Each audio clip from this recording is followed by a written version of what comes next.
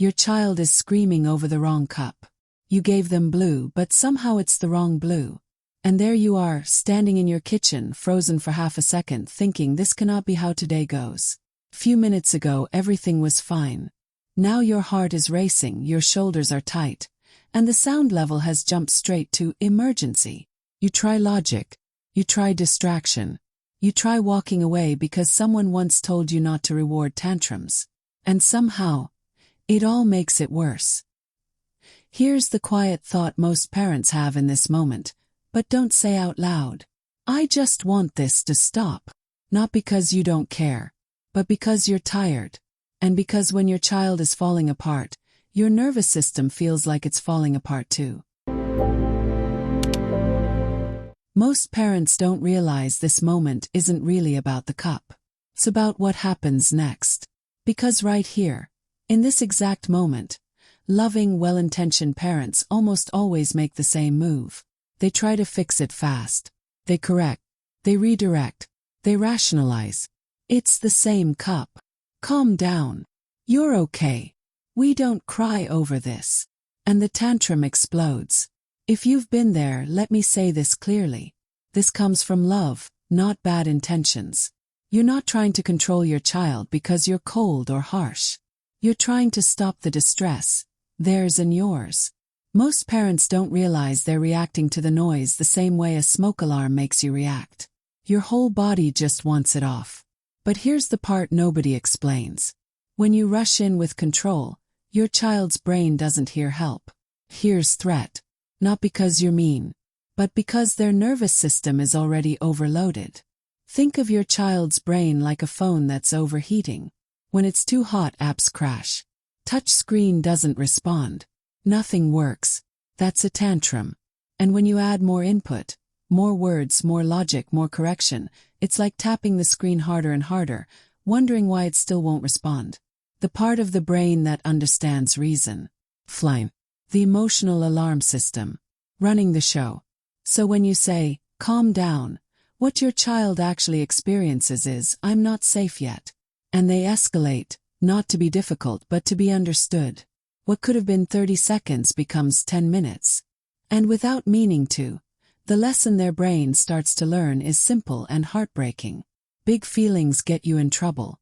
So they either learn to hide them, or scream louder to break through. If you've done this, if you've felt that panic rise and responded with control, you're not broken. You're human. This is what most of us were taught. But here's where something fascinating happens. One culture figured out something completely different about how children calm down. In Korean families, there's a concept called Jeong. It's hard to translate cleanly, but it's something like emotional closeness, shared presence, and deep empathy. Not words, not lectures, presence. And Jeong completely flips how parents respond when a child is overwhelmed. Picture this. A Korean grandmother watching her grandson scream because a toy broke. No correcting. No explaining. No, you're okay. She sits beside him. Places a hand gently on his back. And breathe. That's it. And within seconds, his crying shifts. Not because the toy is fixed, but because he is. It's like watching a storm pass when the pressure finally drops. Korean parents don't rush to fix emotion. They absorb it first. Because they understand something most of us were never taught. Children don't calm down because they're told to. They calm down because they feel safe enough to. This is something neuroscience backs up beautifully. A child's nervous system isn't built to regulate itself yet. It borrows regulation from the closest calm adult. This is called co-regulation. When you stay calm, your child borrows your calm. When you panic, they panic harder. When you slow down, their body follows. Your body teaches their body how to regulate. And here's the counterintuitive truth. Slow presence works faster than quick fixes. But this is where it gets uncomfortable. Because everything in you wants to do something. Talk more. Explain more. Fix more. And the idea of slowing down feels wrong, almost irresponsible, like you're letting the tantrum win. You're not. You're changing the nervous system pattern underneath it. There's a moment in every meltdown where parents unknowingly add fuel. Not because they're harsh, but because they're moving too fast for a brain that's already flooded. What parents think they're doing is teaching. What the child actually experiences is pressure. And pressure tells the nervous system, I'm still not safe. So the crying gets louder. The body gets tighter. The meltdown digs in. And this is why so many parents walk away from tantrums feeling defeated. They tried everything they knew. But no one ever showed them that tantrums aren't logic problems. They're safety problems. And safety isn't created with words. It's created with presence. In a moment, I'm going to show you how Korean families use this understanding in a way that often shifts a tantrum in about a minute. Not by stopping emotion, but by letting the nervous system settle. But before we go there, I want you to hear this. Nothing about your child's tantrums means you're failing. They mean your child is still learning how to be human. And nothing about your reactions means you're a bad parent. They mean you were never taught a calmer way. This isn't about perfection. It's about repair. It's about connection over control. And once you see what's actually happening in your child's brain during these moments, the entire way you respond starts to change. Gently, realistically, without guilt. Because the goal was never to raise a quiet child. The goal was to raise a child who feels safe enough to calm down. So now that you understand why tantrums escalate, here's where everything shifts. Not with a parenting trick, not with a script to memorize, but with a different way of showing up in the first 60 seconds. This is where Korean families do something that feels almost backward to most of us. A pause. Not a dramatic pause. Not a count to 10 so I don't lose it pause. A nervous system pause. They stop trying to stop the tantrum. And I know how uncomfortable that sounds, because everything in you wants the noise to end, the stares to stop, the situation to resolve. But here's the reframe that changes everything. You're not calming the tantrum. You're calming the body having it. And bodies don't respond to lectures. They respond to safety. So the first shift is internal, not behavioral. You lower your energy before you lower your voice. Most parents try to sound calm while their body is still buzzing like a phone on 1% battery. Kids feel that instantly. Their nervous system is basically Wi-Fi scanning for stability. And if the signal is weak, they keep searching.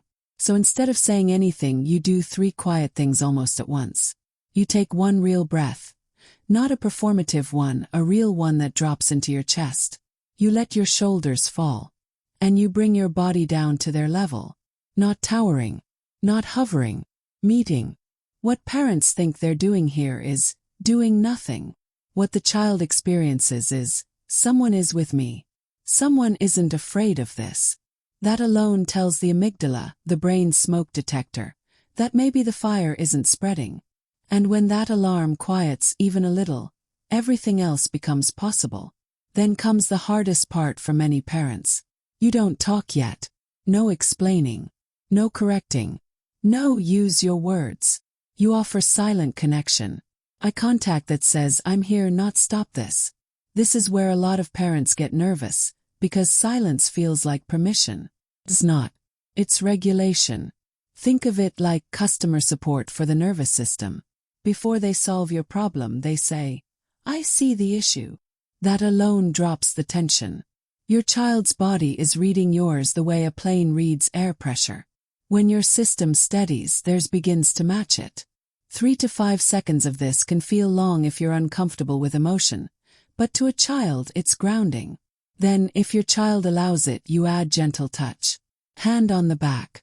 Palm on the shoulder. Held hand. Not restraining. Not forcing. Just steady. What parents think touch does is comfort. What it actually does is signal safety at the deepest level. The nervous system doesn't speak language. Speaks sensation. Calm, steady touch tells the brain this is survivable. You're not alone. I'm staying. And this is where many tantrums start to soften. Not stop, but soften. The body releases before the tears do. Shoulders drop. Hands unclench. Breathing changes. And if your child pulls away, that's okay. You stay nearby. Presence matters more than contact. Only after this do you add words. And this is where the repair happens instead of the rupture. You don't explain. You don't teach. You don't minimize. You name what's true. You're really upset. That didn't go the way you wanted. That was frustrating. That's it. No but. No lesson attached. What parents think they're doing when they explain is helping their child understand. What the child actually experiences is pressure to move on before their body is ready. Naming the feeling does something powerful. It tells the child, my inner experience makes sense to someone. And once that happens, the nervous system doesn't need to scream to be heard. Sometimes the crying intensifies here for a moment. That's not failure. That's release. It's like finally exhaling after holding your breath. Then, and only then, you invite the next step. Not a command. An invitation. When you're ready, we can breathe together. I'm here. This teaches a lesson far bigger than behavior.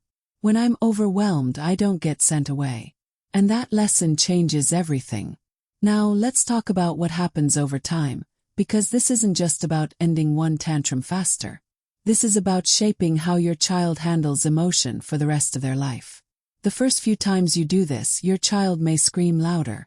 Not because it doesn't work, but because you changed the pattern. Their nervous system is used to escalation. Is checking, is this real? Are you actually staying calm? Stay with it. By day 3, the crying often sounds different. Less frantic. More like release. By day 5, the tantrums still happen, but they end faster. And here's the shift parents don't expect. Their child starts coming to them during distress instead of pushing them away. That's trust. 6 months in, something remarkable happens. Your child comes home from school, drops their backpack, and bursts into tears. You don't jump in with questions. You sit. You breathe. You wait. And within seconds, they crawl into your lap and tell you everything. The friend who excluded them, the moment they felt small, the day they didn't know how to handle. Not because you taught them to talk, but because you taught them it was safe to feel. Tantrums don't just get shorter. They get rarer. Because the child's brain has learned something most of us never did. Big feelings don't end relationships. And here's the part one wants you to hear clearly, especially if you're thinking, I've already messed this up. It is never too late. Repair works at any age. If you snapped earlier, you repair. If you yelled, you repair. If you handled it poorly yesterday, you show up differently today. Kids don't need perfect parents. They need present ones. They remember tone more than words. They remember safety more than rules. If this hit a little close to home, stay with me. Subscribe if you want more of this kind of parenting, the kind that doesn't demand perfection, just awareness and repair. And the next time the wrong blue cup shows up, remember this. The cup will still be wrong. The sandwich may still be cut wrong. The toy may still be broken. But your child will learn something far more important than getting what they want. They'll learn that when they fall apart, you don't disappear. That they're safe even when they're not okay. And years from now, that's not the tantrum they'll remember. That's the love. You've got this.